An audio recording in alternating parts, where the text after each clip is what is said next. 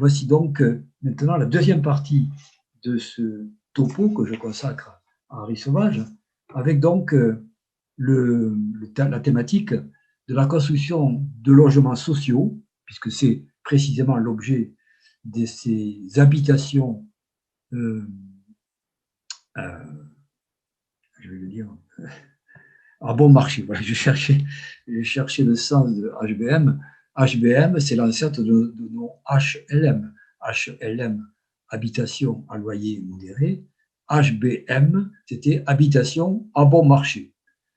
Ça avait le mérite d'être clair. Il s'agissait de construire des bâtiments, des logements à bon marché, locatifs principalement, et à destination de la population laborieuse qui était très très mal logée en France et dans les grandes villes, et notamment à Paris à cette époque-là, où la crise du logement était absolument abominable et qui ne fera que s'accentuer précisément malgré des efforts dans les années 20 et 30 jusqu'au lendemain de la Seconde Guerre mondiale, qui était vraiment dramatique pour le logement en France. Alors, nous sommes donc à une époque où, précisément, les élites un peu du pays, les élites politiques, administratives, la profession des architectes, les sociologues s'intéressent donc à cette question de près et essaient de trouver les formules adéquates pour loger à bon prix ces masses d'ouvriers notamment qui vivent dans des conditions déplorables, soit dans des immeubles vétustes au cœur des villes, dans des immeubles multiséculaires parfois qui ne sont plus du tout adaptés, qui sont surpeuplés, dans des conditions d'hygiène absolument médiocres, ou bien qui s'entassent à la périphérie des villes, dans des quartiers poussés spontanément, des lotissements à la va-vite, souvent dans des conditions également très médiocres, mais en aucun cas ne correspondent, au désir légitime que pourrait avoir cette population de vivre dans des conditions décentes.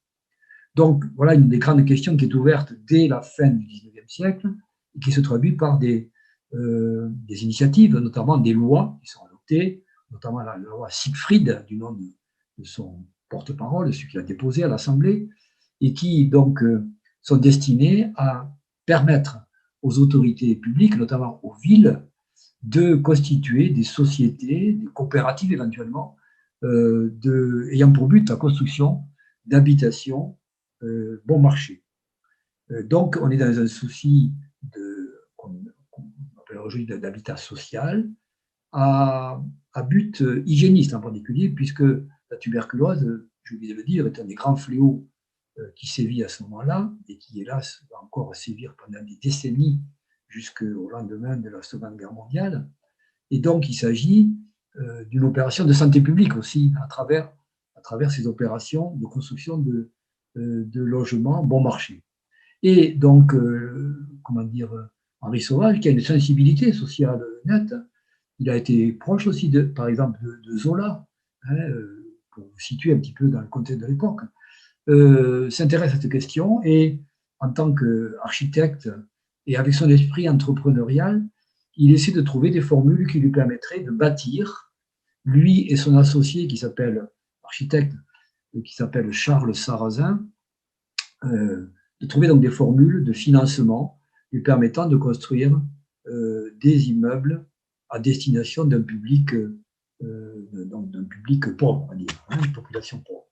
Donc, à cet effet, il fonde en 1903 une société des logements hygiéniques à bon marché. Tout est dit, logements hygiéniques à bon marché. Ça résume le programme qui vous montre donc la sensibilité sociale, on pourrait dire, de Sauvage à cette question. Donc, cette société ne va pas faire des miracles et finalement, sa production se limitera à 6 immeubles dans Paris. Ben, c'est déjà pas mal, c'était quand même une tentative estimable. Et une de ces réalisations, ça sera cet immeuble qui se trouve dans le 18e arrondissement ô combien populaire, ça fait partie des arrondissements du nord-est de Paris, le 18e, 19e, le 20e. Donc, dans les années 1903-1904, vous voyez, il construit cet immeuble, enfin, la société des logements hygiéniques à bon marché construit cet immeuble à destination donc d'un public populaire.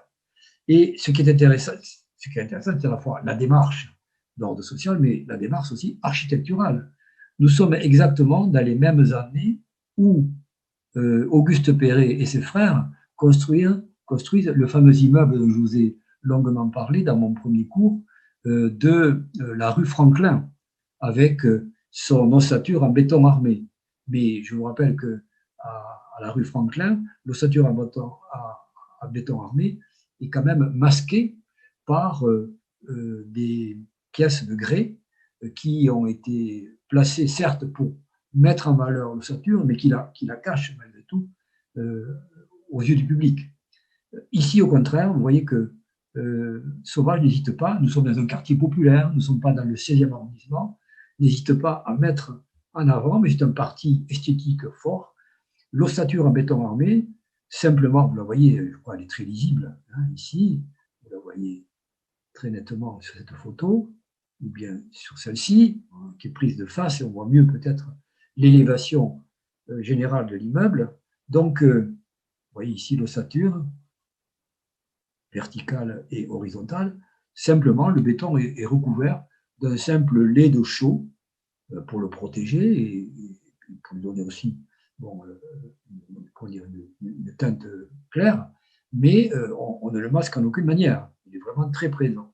Et à l'origine, donc, les murs de remplissage devaient être faits avec des briques de verre soufflées qui auraient permis à la lumière de pénétrer encore davantage dans l'immeuble, ce qui était un des objectifs de ce chantier, mais procédé qui a été abandonné car on s'est aperçu que c'est les briques de verre soufflé que l'on avait sur le marché à l'époque avaient tendance à se dégrader assez rapidement, à éclater sous les effets du gel, des gels, et puis avait un coût également assez important.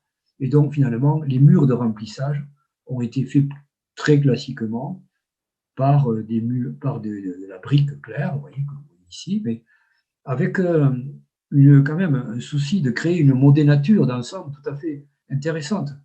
C'est pas n'importe quoi, c'est quand même, on voit le souci d'offrir pour du logement bon marché une qualité architecturale indéniable. En plus, il y avait un programme social associé.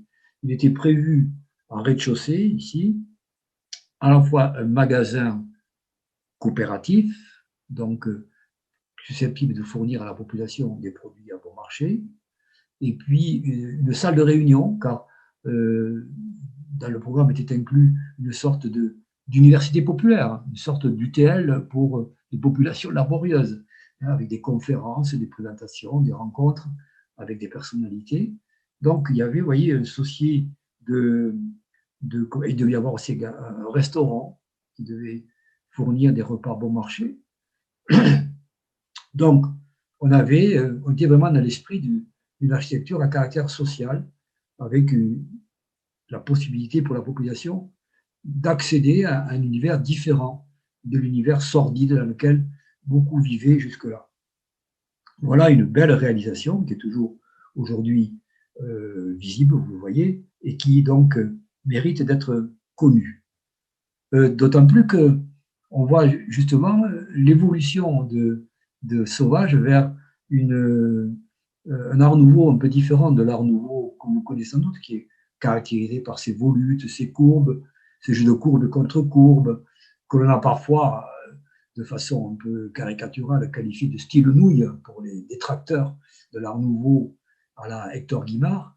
Mais on voit ici par contre que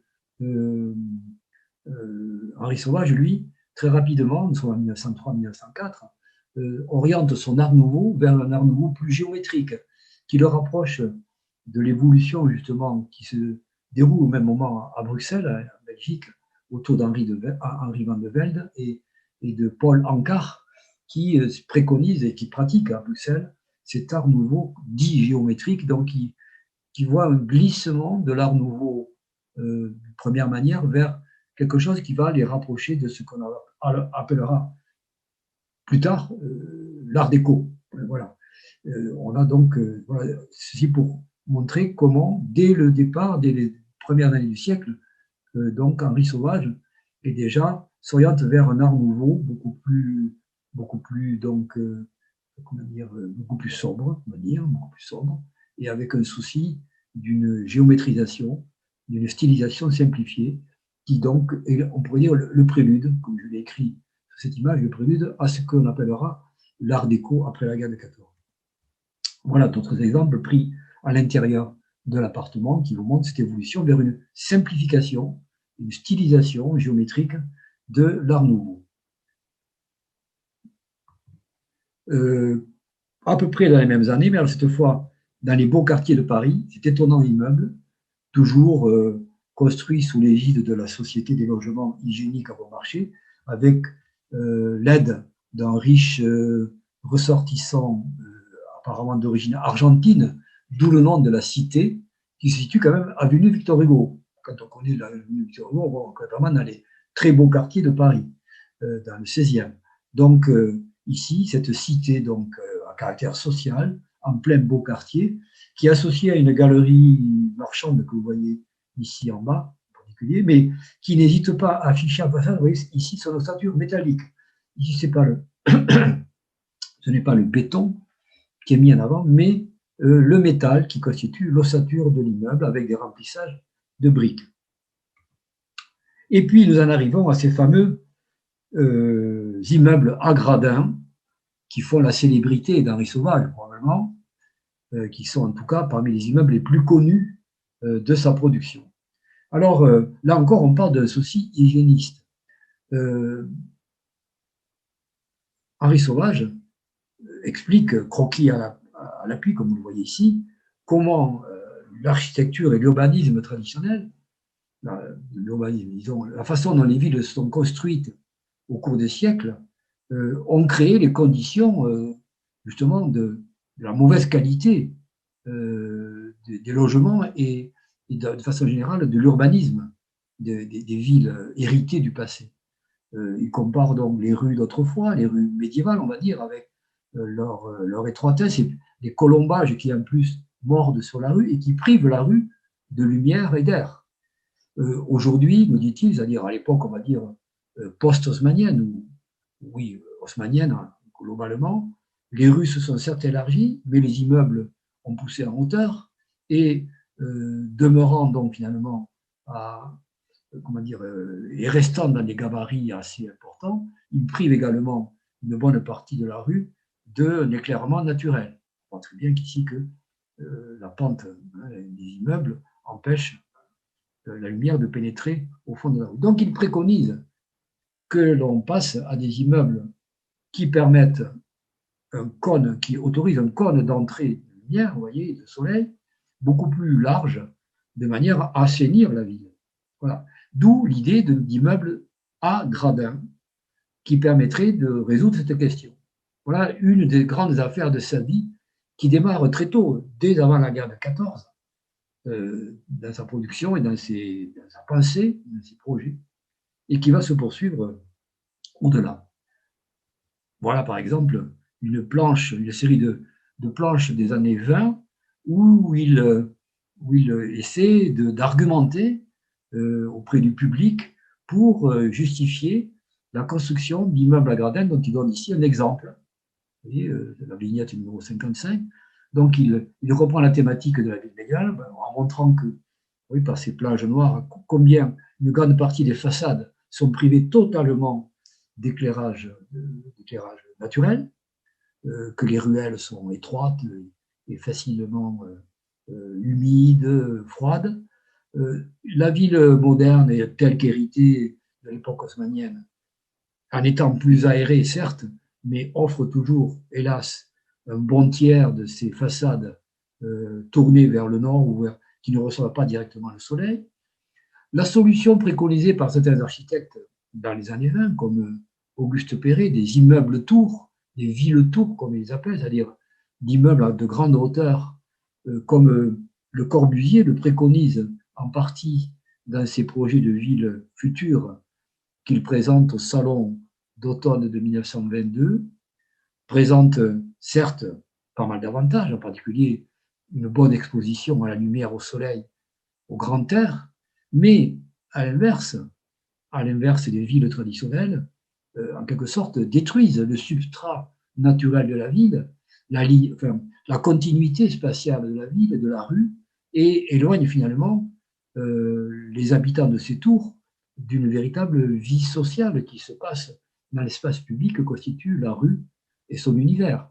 Et à ceci, il anticipe pas mal déjà les questions qui se poseront au mouvement moderne dans les années 30 et au-delà, sur la disparition de la rue que préconise Le Corbusier, la rue traditionnelle. Donc, sa solution à lui, c'est justement d'assurer une continuité urbaine indéniable à travers des immeubles qui concilient à la fois la possibilité de loger beaucoup de monde, car ce sont des immeubles sans être de grande hauteur, mais quand même de 6 à 8 étages, qui permettent donc d'envisager de loger pas mal de personnes, avec des terrasses dont peut bénéficier chaque locataire ou propriétaire. Ces terrasses en retrait permettent à chacun de bénéficier de l'ensoleillement maximum. Donc voilà les qualités particulières de l'immeuble à gradin.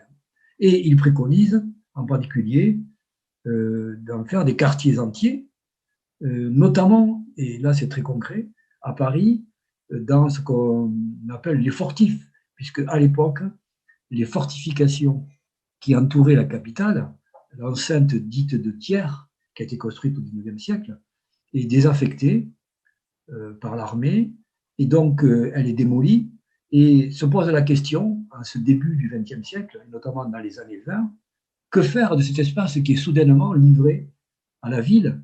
Et que peut-on envisager? Vous savez qu'il y a eu des projets de cité-jardin, par exemple.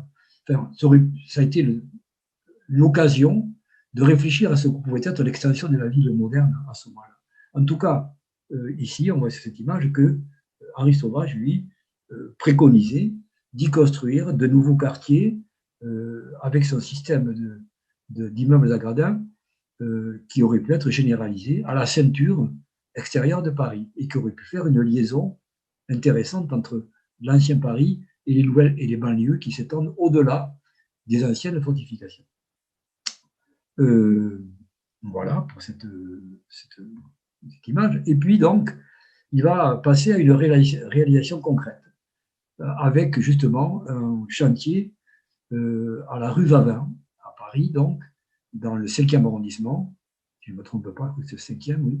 La rue Vavin est donc une des rues qui se situe, pour le situer très précisément, en gros, entre le jardin du Luxembourg et le boulevard Raspail. Voilà. On est donc dans ce quartier-là. Et il envisage de faire donc une maison à gradins sportive, car justement, c'est un aspect important de l'œuvre d'Henri Sauvage, ce souci d'intégrer dans la vie moderne les activités de type sportive qui, à ses yeux, constituent un des fondements de la nouveauté de la vie moderne dans la ville contemporaine. Donc, il propose une série de projets pour une parcelle qui se trouve à la rue Vavin, avec notamment, vous voyez, donc, c'est un exemple de maison à gradins dès 1911-12. Alors, il va y avoir tout un tas de navettes entre la ville de Paris et l'architecte, la ville de Paris demandant des modifications, je passe sur les détails, qui sont relativement peu intéressants, mais enfin qui sont quand même significatifs des réticences, encore souvent, comme souvent, de l'administration à admettre l'innovation, la nouveauté dans l'architecture de ce temps. En tout cas, il finit par remporter le morceau, mais sur un projet qui a été finalement tronqué par rapport à son idée de départ. Et voici une photo prise peu après la réalisation de cet immeuble, au 26, exactement au numéro 26 de la rue Vavin. Donc c'était précisément là, je vous disais au tout début de mon topo, dans cet appartement ici, au 6e gauche, vous voyez, 1, 2, 3, 4, 5, 6, au 6e gauche, qu'a été tournée la scène finale du dernier tango à Paris. Très précisément. Le boulevard Raspail se trouve là, exactement, au coin de cet immeuble-là. Voilà, donc voilà une photo prise à l'époque dans la rue, et puis voilà une photo plus récente, vous voyez, où on voit les qualités esthétiques de cet immeuble, qui est recouvert de grands de carreaux de faïence blanche de type métro. Ça aussi, c'est une grande originalité qui va susciter tout de suite la célébrité de cet immeuble qui va être tout de suite connu non seulement en France mais à l'étranger et qui figure aujourd'hui dans toutes les histoires de l'architecture moderne, qui va être vraiment salué pour ses qualités esthétiques en dehors de ses qualités de construction proprement dite. Alors, voici de plus près quelques images, vous voyez, qui vous donnent un aperçu plus en détail. Vous voyez cette couverture, façade couverte donc, de carreaux de type métro, ponctuée de frises, si on peut dire, bleus, très beaux bleus, qui sont très intéressantes à étudier, vous voyez, pour un bel exemple de sobriété décorative tout à fait efficace et qui donne toute son originalité à cette façade. Vous remarquez l'importance justement des terrasses avec des terrasses fleuries. On est vraiment dans une vision de l'immeuble moderne tout à fait singulière à l'époque, qui est vraiment unique. Le Paris de l'époque, le fin du fait, c'est l'immeuble haussmannien, avec ces étroits balcons ferronnerie où on a de la peine à se tenir debout. Il n'est pas question d'installer des bacs de fleurs. Donc ça, c'est quand même aussi une grande nouveauté d'offrir aux habitants la possibilité d'installer un véritable jardin suspendu, on pourrait dire. Voilà, par exemple, d'autres photos. Alors, ceci me permet de rapprocher justement cette image, ce type d'image, me permet de rapprocher, je crois sans forcer le trait, mais tout à fait honnêtement, cet esprit décoratif et constructif de ce qui se passe à Vienne à la même époque. Je en ai parlé l'année dernière, un petit aperçu du décor d'un de ces appartements, celui que Francis Jourdain, artiste décorateur, s'est attribué et a décoré lui-même. C'est dans cet appartement qu'ont été tournés les plans du film de Bertolucci. Et voilà une photo donc de l'ameublement tel qu'il a été montré au Salon d'automne de 1912 avant d'être installé dans l'appartement en 1913. Le voici sur une photo plus récente. Vous voyez, très bel exemple de ce décor déjà très moderne d'esprit et qui tourne le dos un peu à l'Art Nouveau, qui était encore, dans ces dernières années, à ce moment-là, 1912-1913, mais on voit bien que nous s'oriente vers autre chose, vers un art décoratif moderne, tel qu'on le présentera dans les années 20.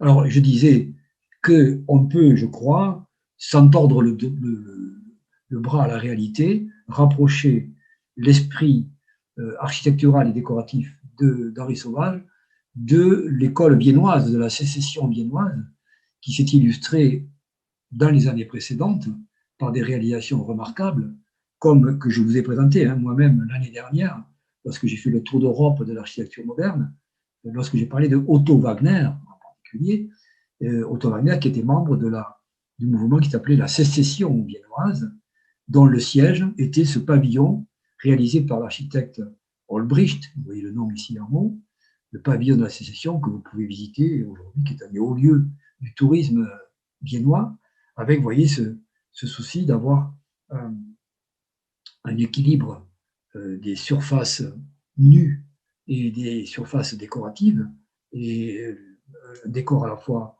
très sobre et qui souligne les traits architecturaux du bâtiment.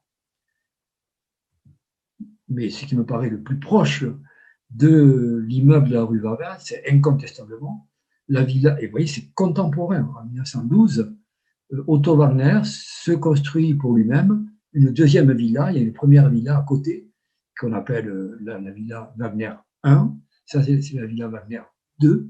En 1912, la même année où donc Sauvage édifie son immeuble à la rue Vavin, Wagner construit sa villa. Et vous voyez qu'on retrouve les mêmes traits décoratifs et architecturaux, avec en particulier cette dialectique, on pourrait dire, entre les grandes surfaces blanches qui pourraient être couvertes de carreaux de céramique, ce que Wagner a fait dans la célèbre Majolika House, qui se trouve au centre de Vienne, façade recouverte de carreaux de faïence colorée, Ici, donc, décoration plus sobre, mais vous voyez, les frises et les éléments bleus, exactement comme ceux de Henri Sauvage à Paris. Vous voyez, un plan plus rapproché de l'entrée de la villa, qui vous montre, je crois, la parenté.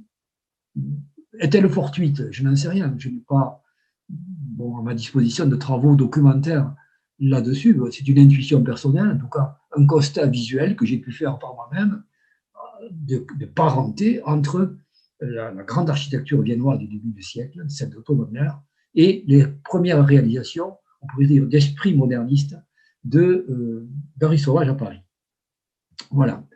Deuxième réalisation, cette fois où l'on retrouve l'architecture sociale. Il s'agit d'un immeuble HBM qui se situe de nouveau dans le 18e arrondissement, donc arrondissement populaire du nord-est de Paris, rue des Amiraux, où finalement Sauvage obtient la construction d'un immeuble à destination d'une population donc, laborieuse, alors que, j'ai oublié de le dire, mais vous l'avez deviné, à la rue Vavin, il s'agit d'un immeuble de rapport destiné à une clientèle aisée, capable de louer ou d'acheter plutôt des appartements, on pourrait dire, luxueux, en plein cœur des beaux quartiers de Paris. Donc, on n'est pas du tout dans la même catégorie de réalisation. Mais c'est quasiment contemporain. Ici, les dates sont un peu trompeuses, 1916, car les premiers dépôts de permis de construire se sont faits à ce moment-là, mais disons que l'affaire mijotait depuis plusieurs années avant la guerre de 14. Finalement, l'affaire s'est conclue pendant la guerre de 14 et a fini par se réaliser dans les années qui ont suivi. Alors, il s'agit là aussi, vous le voyez, d'un immeuble à gradins, vous voyez très bien les gradins ici, avec des terrasses qui sont plus ou moins dégagées, avec une façade couverte de carreaux de type métro, comme dans l'immeuble de la rue Vavin, et qui embrasse un coin de rue. Donc, il y a deux façades, l'une vers le nord, on pourrait dire, donc plutôt mal exposée, une plutôt vers le sud, qui est celle-ci, mieux exposée. Mais l'intérêt aussi de cette réalisation, c'est qu'elle intègre en son sein ce que Sauvage aurait voulu pour son immeuble de la rue Vavin, c'est-à-dire des installations sportives. Dans son projet initial de la rue Vavin, il avait à l'intérieur de l'immeuble au moins un ou deux cours de tennis, d'autres installations sportives de type gymnase et des ateliers d'artistes qui étaient prévus. Donc, il devait y avoir un cœur d'immeuble, tout un tas d'activités qui n'existent pas en réalité lors de la réalisation, qui ont été supprimées par les interdictions qui ont été faites par finalement les bureaux d'urbanisme de la ville de Paris et qui ont privé Sauvage à ce moment-là d'une réalisation plus complète. Alors, le même processus a failli se reproduire ici, mais finalement, une piscine a été construite a posteriori, après la guerre, à l'intérieur de l'immeuble. Voilà les plans en coupe de cet immeuble avec, vous voyez, les appartements qui sont donc en gradin, de manière à dégager pour chacun des niveaux un ensoleillement maximal, on va dire. Et puis, au cœur de l'immeuble, vous voyez, ici, une piscine avec son bassin et ses galeries de part et d'autre. Et voilà ce que ça donne aujourd'hui, où cette piscine a été rénovée, parce qu'elle était quand même sensiblement dégradée depuis l'époque de sa construction. Voici une photo prise récemment qui montre comment l'état des lieux aujourd'hui, avec une très belle architecture qu'on pourrait appeler de style paquebot, pour le coup. Elle a été édifiée vers 1930, et donc à l'époque, un des aspects de l'architecture moderne à Paris notamment, c'est ce fameux style paquebot qui multiplie les coursives, les passages entre les niveaux, un peu à l'imitation de ce que sont les ponts des navires, des transatlantiques ou des bateaux de croisière de l'époque, d'où le nom de architecture paquebot. Voilà pour cette réalisation. Et en même temps, Henri Sauvage essaie de trouver, toujours à l'affût de solutions techniques modernes, des procédés de construction rapide qui permettraient justement, comme je disais précédemment, d'alléger le coût des chantiers qui sont obérés à ce moment-là par le coût de la main-d'œuvre qui est nécessité par les chantiers. Les chantiers sont trop longs, trop coûteux en main-d'œuvre, et donc ça augmente considérablement le coût, le prix de revient des appartements, des réalisations. Et donc, Sauvage, comme beaucoup d'architectes de l'époque, comme Le Corbusier lui-même, cherche à trouver, comme Gropius, au Bauhaus de l'époque, essaie de trouver des procédés de construction rapides, s'inspirant de la standardisation et de l'industrialisation en cours dans les autres industries modernes pour donc alléger, je le répète encore une fois, le coût de la construction et permettre à une population pauvre ou peu fortunée d'accéder à un logement de qualité. D'où le fait qu'il va travailler notamment, il va déposer de multiples brevets. Il a bien compris l'intérêt de déposer des brevets de manière à occuper le marché et à pouvoir bénéficier de certaines commandes. Alors, en particulier, il s'intéresse à des procédés de préfabrication qui sont, à ses yeux, une des clés de la modernisation des chantiers. Et donc, on l'a vu avec l'ossature métallique, qui est en quelque sorte une application d'une préfabrication. On monte sur le chantier des éléments métalliques, des poutrelles ou des poutres métalliques, qui sont fabriqués en usine, on pourrait dire à la chaîne, au mètre, et qui donc sont acheminés sur les chantiers et montés à sec sur les chantiers. En s'inspirant de ces procédés, il essaie donc de concevoir des immeubles qui donnent un aperçu, comme ici, pour un projet d'immeuble donc résidentiel avec des procédés de préfabrication. Il ne néglige pas non plus l'habitat individuel. Il essaie d'imaginer un habitat également fondé sur des procédés de fabrication rapides, mais qui soit adaptés aux banlieues ou aux petites villes et qui donc permettent également une accession plus aisée de la population à la propriété individuelle. Donc, il propose, vous voyez, des maisons de type cottage avec des procédés de construction rapide. Et même ici, vous voyez, des maisons rondes, des maisons circulaires, avec une pièce à vivre ici et 3 chambres, par exemple, facile à monter avec des éléments métalliques et facile à assembler et à réunir. Voilà, juste un aperçu pour montrer les préoccupations d'Henri Sauvage dans ce domaine.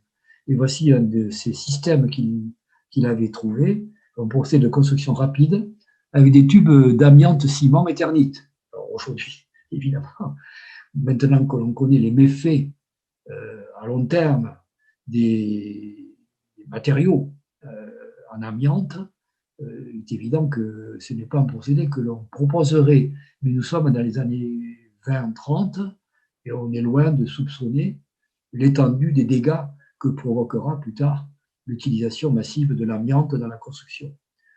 En tout cas, ici, il s'agit de tubes. Et l'intérêt de ces tubes, comme on voit ici, c'est que, comment dire, à volume égal, le tube offre souvent plus de résistance mécanique qu'un poteau plein.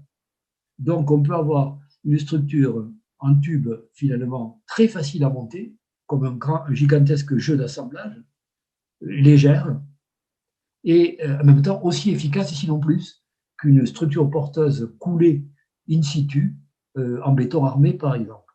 D'où l'intérêt de ce procédé, dont je vous montre quelques images, avec des pièces permettant un assemblage rapide. Et un début de chantier, il a essayé de faire des prototypes, des chantiers prototypes, de manière à mettre en œuvre ce système qui est breveté et qu'il dépose, donc, et qu'il essaie d'utiliser pour en montrer les vertus. On voit ici, par exemple, sur un soubassement de briques, comment on commence à assembler, vous voyez, les éléments ici qui permettent de placer des tubes qu'on devine ici en hauteur, permettant d'édifier rapidement une maison. Il en fera d'ailleurs un exemple, un prototype qu'il présentera à Vanves, ici, Vanves 1930, de ces maisons tubes qui n'auront pas de postérité. En fait, bon, c'est une invention qui était peut-être intéressante, mais qui n'a pas eu le succès escompté et qui a été abandonnée.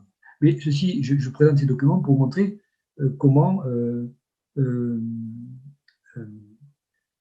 Henri Sauvage s'intéresse à tout un tas de choses et n'est pas que simplement l'architecte de la Samaritaine, etc. Mais qu'il a vraiment réfléchi en profondeur à ce que pouvaient être les impératifs de l'architecture et de l'urbanisme moderne. Ce qui m'amène donc maintenant, précisément, j'ai employé le mot d'urbanisme, à m'intéresser de plus près à sa vision de l'urbanisme métropolitain qu'il propose à ce moment-là pour faire face aux impératifs de la grande métropole moderne qui est déjà là, qui est déjà constituée sous ses yeux. Paris, les grandes métropoles européennes, les grandes métropoles américaines comme New York ou Chicago. Donc, partout se pose la question de comment aménager la grande ville moderne. Nous avons vu dans les cours précédents combien cette question est présente dès le début du siècle chez des gens comme Henri Garnier et Léon Jossely, dont je vous ai parlé longuement.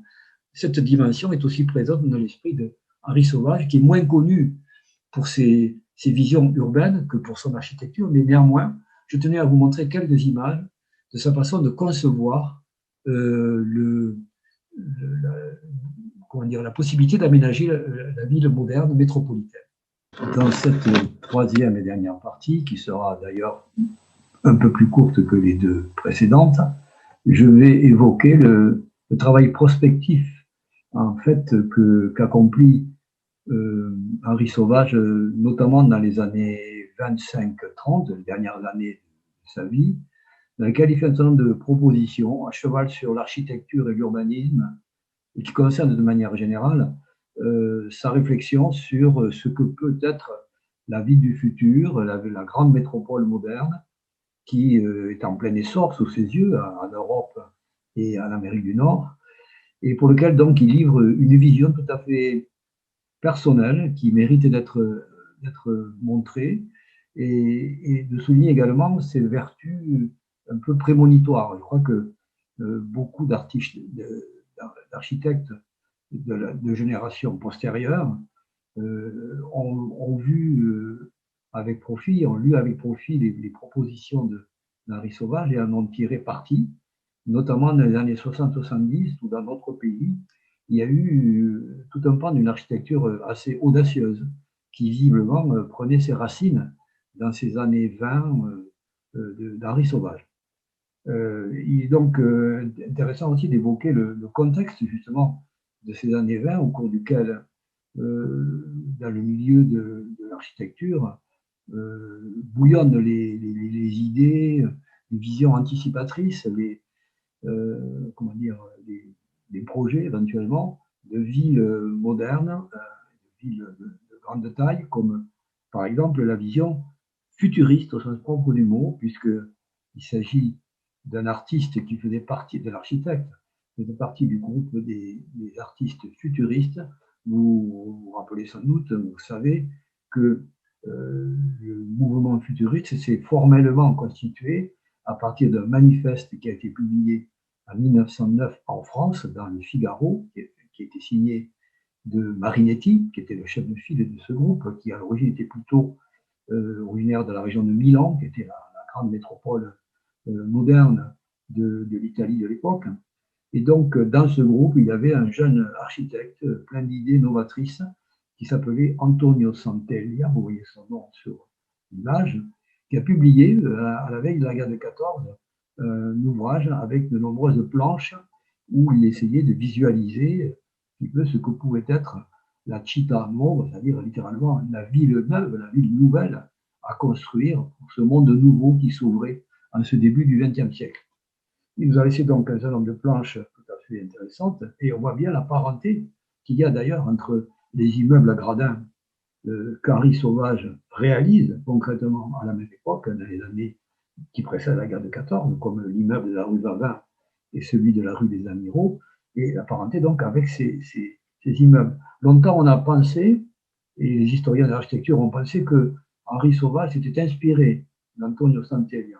Plus récemment, il semble que des études menées par d'autres commentateurs soulignent que ce serait plutôt l'inverse, et que ce serait plutôt Centelia qui aurait vu les réalisations, ou les projets en tout cas en cours de Sauvage à Paris, et qui aurait inspiré une partie en tout cas de l'aspect des grands immeubles qu'il propose. Ce qu'il y a, c'est qu'on a affaire à peut-être une autre dimension. On voit déjà qu'il s'agit d'immeubles de très grande dimension qu'on va pouvoir appeler bientôt des mégastructures. On a d'autres exemples de ces planches. Malheureusement pour nous, Antonio Centelia est une des victimes de la guerre de 14. Il mourra en 1916 sur le front italien, quelque part dans les Alpes entre l'Italie et l'Autriche, victime, comme des millions de jeunes Européens, de cette guerre entre peuples des nations européennes. Donc voilà une parenté, une proximité d'intérêt et d'esthétique entre Henri Sauvage et un jeune créateur de son temps. Autre référence intéressante, exactement au même moment où Henri Sauvage commence à s'intéresser à ces questions-là de manière plus précise, Le Corbusier frappe un grand coup, je veux dire, comme il a l'habitude déjà depuis quelques années, au Salon d'automne de 1922, où il expose un projet de ville contemporaine de 3 millions d'habitants, vous voyez, avec en particulier, au centre de cette grande métropole moderne, une forêt de gratte-ciel, qui sont des gratte-ciel non pas d'habitation, mais des gratte-ciel d'activités de services, d'administration générale, qui doivent constituer à ses yeux le cœur de la métropole moderne, avec en particulier ici, au cœur de cette cité, une gare centrale qui reçoit en même temps train, tramway et même avion ou machines volantes, car Le Corbusier imagine qu'on va mettre au point aussi des machines volantes autres que les avions, c'est-à-dire ce que nous appelons aujourd'hui des hélicoptères, par exemple. Voilà une planche de Le Corbusier qui montre plus en détail à quoi pourrait ressembler le cœur de cette métropole de 3 millions d'habitants, oui, qui finalement ressemble beaucoup à ce début du XXIe siècle, à ce qu'est le cœur de certaines métropoles du monde d'aujourd'hui, hein, partout dans le monde. Ensuite, donc, autre élément que j'ai souhaité vous rappeler, parce qu'il est vraiment exactement dans le contexte, dans les années même où Sauvage travaille sur ces questions, c'est la sortie sur les écrans européens du fameux film, du chef-d'œuvre de Fritz Lang, Métropolis. Le titre même indique l'objet du film. On est vraiment dans un film d'anticipation où Fritz Lang imagine ce que pourrait être précisément la métropole du futur, avec notamment ces méga structures, ces immeubles, ces constructions absolument gigantesques, manifestement inspirées de la mythique Tour de Babel, bien entendu, mais qui donc prennent des aspects qui tirent également leur inspiration de ce qui se fait concrètement à l'époque à New York, à Chicago, notamment les fameux gratte-ciel à gradins eux-mêmes, qui ont été imposés par les réglementations d'urbanisme locaux. Donc voilà quelques images pour compléter un petit peu cette partie. Donc, vous voyez, on est vraiment dans ces années-là où, parmi donc l'avant-garde architecturale, se posent ces questions fondamentales de l'aménagement des grandes villes, des grandes métropoles du futur, et en même temps de l'architecture qui peut répondre également à ces questions urbaines. Alors, de son côté, Henri Sauvage, lui, se positionne, par exemple, par une proposition qui a frappé les esprits à l'époque. Nous sommes exactement dans ces mêmes années 20, où il y a eu un projet qui était dans l'air de créer une espèce de voie triomphale à l'ouest de Paris qui aurait démarré quelque part du côté de la porte Maillot, la porte Maillot qui se situe, vous le voyez donc, dans le prolongement de l'avenue des Champs-Élysées. Après l'Étoile, on descend ce qui s'appelle aujourd'hui l'avenue de la Grande Armée, et on arrive à la porte Maillot, qui est la limite de Paris administratif, au-delà de laquelle on rentre dans la commune de Neuilly, en direction de la Seine. Donc, c'est à partir de là qu'il est envisagé, éventuellement, on évoquait la possibilité de tracer un axe triomphal qui aurait fait une vingtaine de kilomètres, pas moins, et qui se serait terminé quelque part dans la forêt de Saint-Germain-en-Laye, donc à l'ouest de Paris. Ce projet, un peu mégalomaniaque, on va dire, ne s'est pas réalisé, mais néanmoins, certains architectes ont travaillé dessus, notamment donc, Henri Sauvage, qui lui se proposait d'édifier une avenue qui aurait été bordée par ces immeubles à gradins dont il a donné déjà des versions qu'on a vues précédemment, mais qui aurait été donc l'intérêt de cette proposition.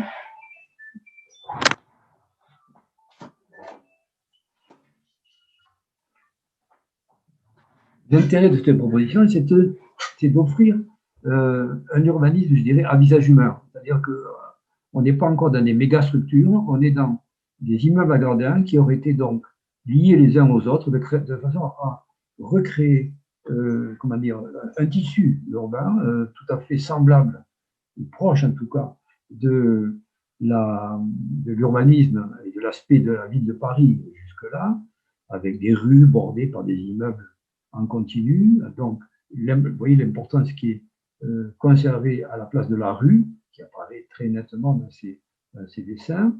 Donc, avec les rues adjacentes qui auraient été, vous voyez, incluses en quelque sorte dans le tracé des immeubles, puisque donc elles auraient rejoint l'axe principal par des sortes de portes monumentales qui auraient assuré la continuité du bâti le long de ces avenues. Donc on reste, vous voyez, là, dans ce genre de croquis, dans une espèce de continuité historique du bâti de la ville qui, à ses yeux, doit se perpétuer et qui fait la qualité urbaine, la qualité de la vie urbaine. Par ailleurs, je vous ai déjà montré cette image précédemment, à la même époque, on est en plein débat sur ce qu'il convient de faire de ces nouveaux espaces qui se trouvent juste à la périphérie du Paris intramuros et qui viennent d'être donc dégagés par l'armée qui, jusque-là, gérait ces fortifications et qui ont été donc déclassées. Ces installations militaires ont été déclassées et la zone qui, jusque-là, était classée non édificandi, c'est-à-dire où on ne pouvait pas bâtir, dans plusieurs centaines de mètres au-delà des fortifications, cet espace donc va être comment dire, l'objet de projets, car c'est une sorte de ceinture intégrale qui entoure Paris et qui offrirait donc des possibilités d'urbanisme tout à fait intéressantes.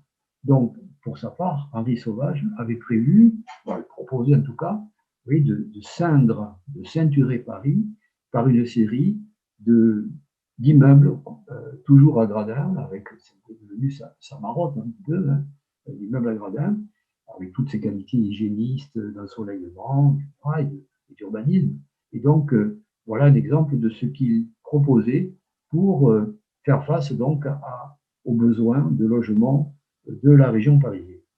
Vous savez que ces immeubles ne verront pas le jour et que c'est notre partie qui sera adoptée. Je ne vais pas ici développer ce point qui me mènerait trop loin. Mais par contre, voilà, maintenant, ce qui est beaucoup plus original dans ces propositions, c'est vraiment s'attaquer à des questions qui jusque-là n'avaient pas fait l'objet vraiment de propositions aussi précises. Voilà un projet d'immeuble géant qui s'appelle précisément Giant Hotel. Et bon, le choix du mot n'est pas neutre. Je crois que la référence un peu, qui sonne un peu américaine n'est pas tout à fait innocente. Bien entendu, Henri Sauvage connaît les constructions new-yorkaises et on a affaire justement à une proposition là, qui tire vers le côté américain, visiblement. Hein, avec notamment il existe aux États-Unis ces très grands hôtels, ces grandes résidences hôtelières qui offrent à une clientèle fortunée à la fois des appartements, des chambres, des appartements plutôt tout à fait confortables, voire luxueux, et toute une ribambelle de services associés. Donc on a ces complexes hôteliers ou résidentiels hôteliers qui sont un des modèles que que Henri Sauvage probablement a en tête lorsqu'il fait son projet de Giant Hotel. Alors ce Giant Hotel, voilà quelques chiffres que j'ai notés. Il devait couvrir une surface bâtie de 20 000 mètres carrés, considérable. Il devait avoir 16 étages de hauteur et 70 mètres de haut. Il devait s'implanter en bordure de Seine, que vous voyez ici, sur le quai d'Orsay, donc en plein cœur du Paris monumental, quelque part, probablement, où se trouve aujourd'hui le musée du Quai Branly, par là, vous voyez, dans ce secteur-là. Et la cathédrale ou l'église orthodoxe tout à fait récente que Jean-Michel Villemotte a édifiée pour le compte de l'État de Russie, et cadeau de Poutine à la France, en bordure de Seine. Je ne sais pas si vous connaissez ce quartier. C'est par là que ce projet aurait pu voir le jour. En tout cas, c'est là qu'il était,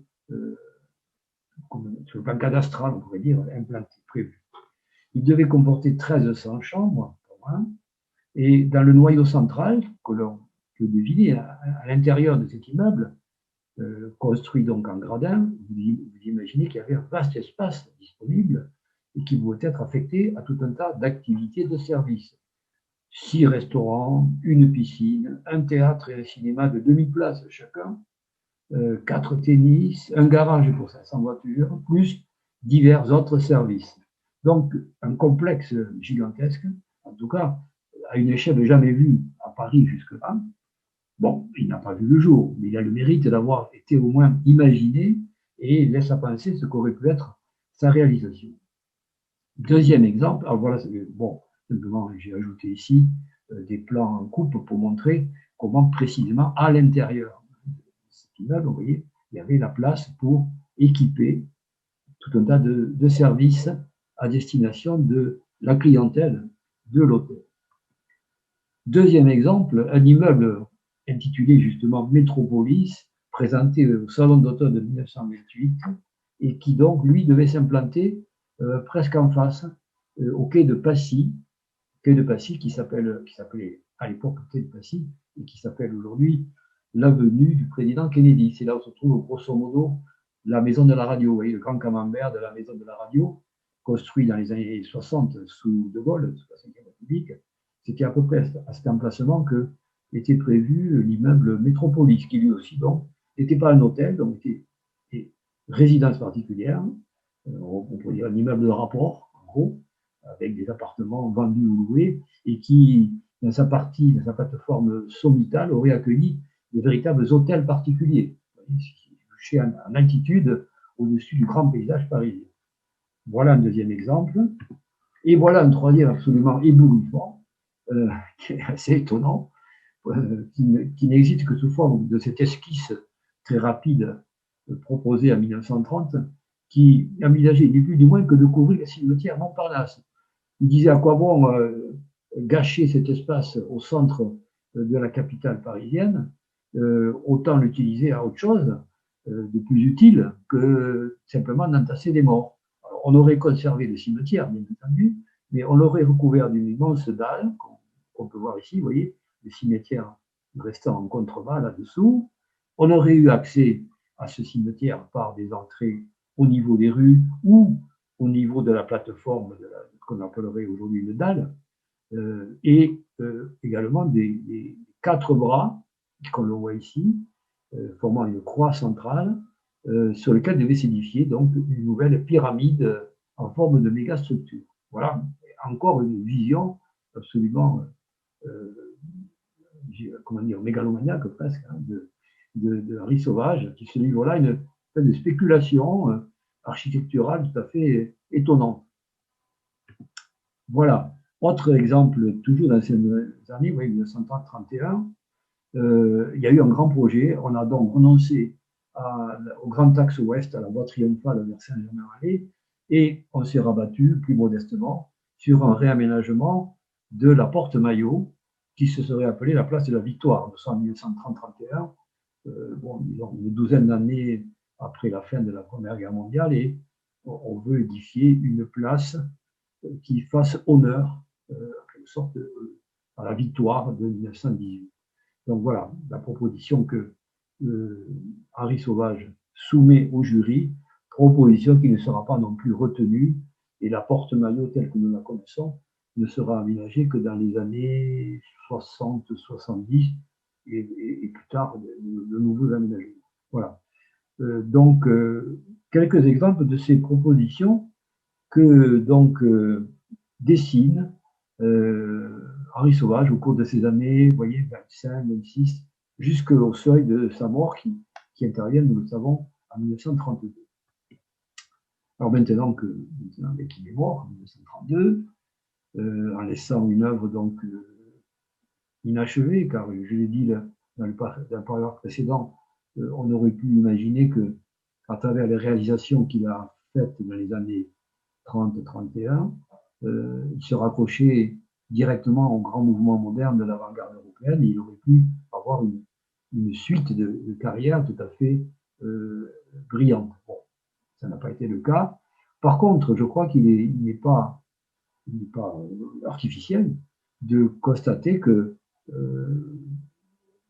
quelques décennies après, et notamment dans les années 60-70, on va trouver des constructions, en France, je parle principalement, qui peu ou prou s'inspirent de ces visions un peu prémonitoires de Sauvage, qui en quelque sorte préparait un peu le terrain à une architecture novatrice, me semble-t-il, qui a vu le jour notamment autour de grands programmes touristiques. Les activités de tourisme et le secteur du tourisme et des loisirs a été donc un champ d'expérimentation tout à fait intéressant au cours des années 60-70 en France, et un des aspects de la grande modernisation du pays à ce moment.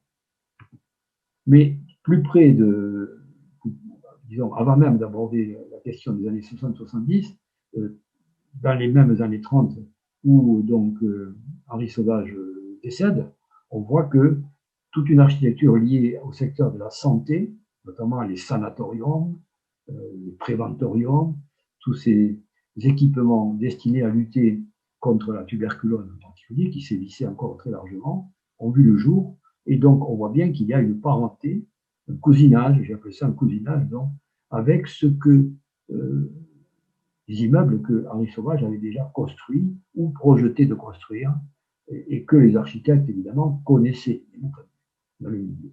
Voilà un exemple de sanatorium dans la région parisienne, et l'Institut héliotropique de Valoris, édifié dans les années 30. Alors voilà, justement, nous voilà maintenant, on fait un petit bond en avant, nous nous projetons 30, 35 ans, 40 ans après, à l'époque où la France des 30 glorieuses s'équipe à tour de bras de grandes stations touristiques et d'équipements de loisirs. Et donc, c'est dans ce corpus-là que je vais vous donner quelques exemples qui me paraissent proches dans l'esprit et dans la forme de ce que Henri Sauvage avait proposé quelques décennies auparavant.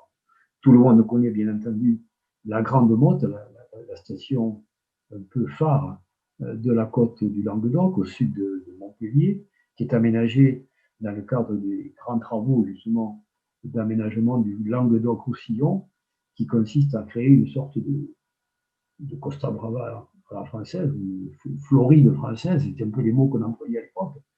En tout cas, une région où on construit des équipes, des stations ex nihilo, pratiquement, comme celle de la Grande Motte, et où on voit très bien que l'inspiration de Sauvage est là présente. Jean Balladur, qui est l'architecte en chef de la Grande Motte, visiblement a bien vu les œuvres de Sauvage. Voilà donc une vue générale de la station de la Grande Motte qui sort de terre et des eaux, puisqu'elle est entourée de la mer d'un côté, ici, et d'étangs, comme l'étang de Moguio à l'arrière.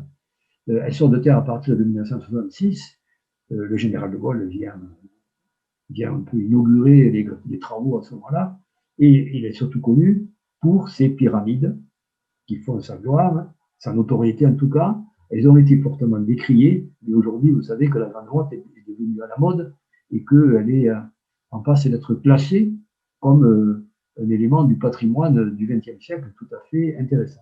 En tout cas, l'édifice le plus connu est la fameuse grande pyramide que Jean Balladur édifie donc en 73-74. Voilà, une vue plus rapprochée et qui, vous voyez, la rapproche véritablement de la manière dont Henri Sauvage concevait lui-même l'immeuble moderne. Autre exemple, sur la Côte d'Azur, Marina Baie des Anges, avec ces immeubles spectaculaires en bordure de mer, c'est du côté de Villeneuve-Loubet, c'est entre Cannes et Nice, en gros. Voilà. Vous voyez à l'arrière-plan d'ailleurs des montagnes alpines du sud. Et autre exemple, je reviens au Languedoc, le Cap d'Agde, avec notamment, là, vous voyez, la photo est prise tout à fait au début. C'est encore non bâti, tout ça. C'est la première tranche du Cap d'Agde, Port-en-Beaune, qui sort de terre au début des années 70, signé François Lopez, et qui, vous le voyez, dans ce centre un peu héliotropique, on pourrait dire, tourné vers le soleil, vous avez donc également une architecture à gradins qui est directement, donc, qu'on peut relier directement aux travaux d'Henri Sauvage. Autre exemple, plus près de nous cette fois, sur la côte basque, la Chambre d'amour, le groupe de villages vacances familles, VVF, qui est né à ce moment-là pour répondre à une demande sociale, ouvrir le tourisme à des populations aux revenus modestes, soit ouvrières, soit rurales, car le VVF se tourne beaucoup vers la population rurale qui est largement délaissée par un certain nombre par les progrès généraux à ce moment-là. Et donc, c'est donc ici, là, au lieu dit la Chambre d'amour, en anglais, vous avez ici le phare de Biarritz, la commune de Biarritz commence ici derrière, et vous avez cette magnifique résidence VVF de la fin des années 60, vous voyez, avec ses terrasses étagées. Donc, vraiment, on aurait adoré Henri Sauvage, entendu. Et c'est aussi, bon, on voit aussi l'apparenter avec l'architecture paquebot, c'est un véritable paquebot du tourisme implanté au bord de l'océan Atlantique. Autre aspect intéressant, sur lequel je terminerai aujourd'hui, c'est donc l'habitat, les expériences d'habitat qu'on a appelées proliférants, constituées de cellules agglutinées les unes aux autres, de manière à constituer des ensembles qui peuvent évoluer, qui peuvent grandir, et qui peuvent donc constituer des sortes de pyramides finalement, qui donc peuvent offrir à chacun des habitants des points de vue différents, des choses tout à fait, comment dire, un rapport à l'espace et à la lumière tout à fait particulier, et qui ont été expérimentés notamment lors de l'exposition universelle de Montréal de 1967. Vous avez donc là, ici, la proposition qui s'appelait Habitat 67 de l'architecte Moshe Sabdi. Elle a eu un grand succès et elle a suscité des émules en France, notamment dans les villes nouvelles de la région parisienne. Et l'une d'entre elles en particulier, qui s'est intéressée à ça, c'est la ville nouvelle d'Évry, qui s'est constituée dans les années qui ont suivi. Au début des années 70, vous savez que le gouvernement français, l'État français a décidé de construire, notamment dans la région parisienne, pour faire face à la croissance de la population, des villes nouvelles capables de capter cet afflux de population nouvelle et d'éviter qu'il aille s'agglutiner dans le cœur ancien des villes. C'est l'époque où Toulouse va essayer de construire une ville nouvelle au Mirail. Nous sommes dans cette époque-là. Et donc, ici à Évry, on va construire un quartier tout entier inspiré de ce qui a été proposé à Montréal et qu'on appelle précisément le quartier des Pyramides. Donc, vous voyez que le nom même choisi par l'architecte Michel Macari évoque ces pyramides proliférantes qu'on en avait déjà vu quelques années auparavant à Montréal. Voilà une photo prise en cours de chantier où vous remarquez en particulier ici donc, des pyramides où on a utilisé en particulier des bétons de couleur teints dans la masse pour créer des effets, pour varier un petit peu les effets plastiques de ces bâtiments. Et voilà une vue prise plus récemment, une vue aérienne qui montre son aspect actuel, où a disparu cette polychromie d'origine, mais où on a conservé justement cette superposition comme ça de cellules d'habitation modulables, de sorte, et adaptables aux besoins de la population. On peut imaginer, donc, on est dans une architecture très évolutive qui trouve ses racines précisément dans les propositions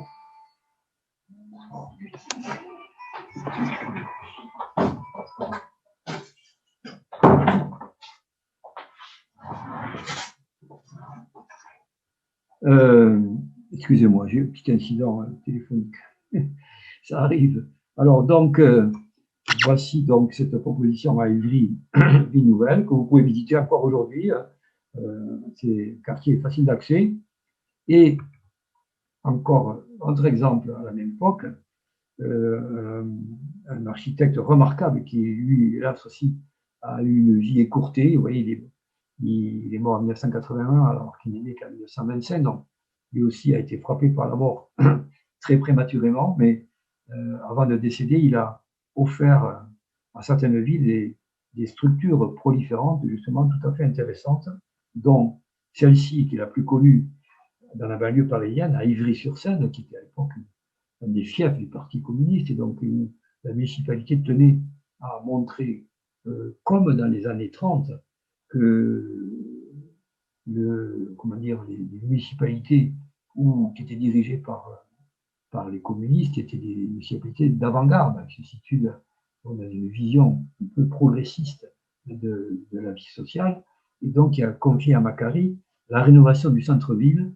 qui a donc offert à la ville cette structure proliférante qui est très intéressante parce que vous voyez qu'elle permet d'offrir à chaque locataire une terrasse en pleine ville, et chacune des terrasses est différente de sa voisine, donc il y a à la fois un effet de masse, puisqu'il s'agit de constructions quand même assez considérables, mais en même temps de grande variété, où chaque habitant, ou chaque famille, en général habitant dans ces appartements, a un espace qui est tout à fait personnel, souvent très différent des espaces de ses voisins sur le même palier, avec des ouvertures et des terrasses plantées qui permettent de construire comme un immeuble vert en quelque sorte. On est tout à fait d'ailleurs, de ce point de vue, dans les mêmes préoccupations d'aujourd'hui, dans les réflexions sur ce que peut être la construction dans une ville moderne aujourd'hui. Vous savez qu'on essaie de réintroduire la nature dans l'immeuble et d'aménager des jardins suspendus, quel que soit le nom qu'on leur donne. En tout cas, on est vraiment dans l'actualité urbaine d'aujourd'hui. Et donc, de ce point de vue, il y a entre les intuitions d'Henri Sauvage, la génération des architectes des années 70 et ce qui se fait aujourd'hui sous nos yeux, toute une continuité quand même qui est assez intéressante à observer. Voilà une autre, du même Jean Renaudy, la rénovation du centre de Givors, donc dans la région lyonnaise. Givors, c'est au sud de Lyon, entre Lyon et Saint-Étienne. Voilà une photo prise au tout début, lorsque cet ensemble a été réalisé, où l'on voit très bien comment chaque locataire dispose d'un espace tout à fait personnel et avec des possibilités d'aménagement tout à fait étonnantes et variées. Voilà à quoi ça ressemble. Oui, justement, cet immeuble proliférant escalade une colline et constitue une véritable pyramide, précisément. Vous voyez ici le Rhône, d'ailleurs, voilà, le Rhône, et au loin on devine la ville de Lyon. Voilà de plus près à quoi ça ressemble aujourd'hui. Et enfin, pour terminer, je terminerai aujourd'hui par quelque chose qui n'est pas encore sorti de terre, mais qui risque d'être bâti. C'est la fameuse tour triangle, ce projet qui date déjà de plusieurs années, qui doit s'édifier à Paris, au sein du parc des expositions de la Porte de Versailles, comme un élément central de rénovation de ce parc d'exposition qui lui-même date des années 60 et qui a fortement vieilli et qui n'est pas toujours bien adapté à ce qu'est le marché des grandes expositions, le marché mondial des grandes expositions aujourd'hui. Donc, la ville de Paris se propose d'édifier une tour triangle dont le projet a été confié au duo célèbre d'architectes suisses de Bâle, Herzog et de Meuron, qui donc ont proposé d'édifier cette tour qui, visiblement, Herzog et de Meuron sont des architectes aguerris maintenant, qui connaissent parfaitement l'histoire de l'architecture, et je pense qu'ils adressent un clin d'œil assez appuyé, je pense, aux œuvres un peu prémonitoires et anticipatrices, justement, pour le coup, d'Henri Sauvage, tel qu'il les voyait dans le Paris des années 20. Voilà. Donc, deux images un peu de synthèse qui montrent un peu à quoi pourrait ressembler ce tour triangle, qui est l'objet d'un très grand litige aujourd'hui. Il y a un contentieux administratif et judiciaire entre partisans et adversaires de ce tour triangle qui n'est pas encore réglé, mais il semblerait que la mairie de Paris tienne le bon bout et que le permis de construire est sur le point d'être accordé à cet ensemble qui viendrait donc ponctuer le ciel parisien au même titre que la Tour Eiffel dans le lointain. C'est un édifice qui aurait à peu près 180 mètres de haut et une quarantaine d'étages, pour situer l'échelle. Voilà. C'est cette image-là qui me paraît être, bon, comment dire, dans le droit fil d'une sorte d'héritage spirituel intellectuel d'Henri Sauvage, que je voulais conclure pour vous montrer que cet architecte méconnu mérite d'être connu, précisément. Alors, au revoir et à la prochaine semaine.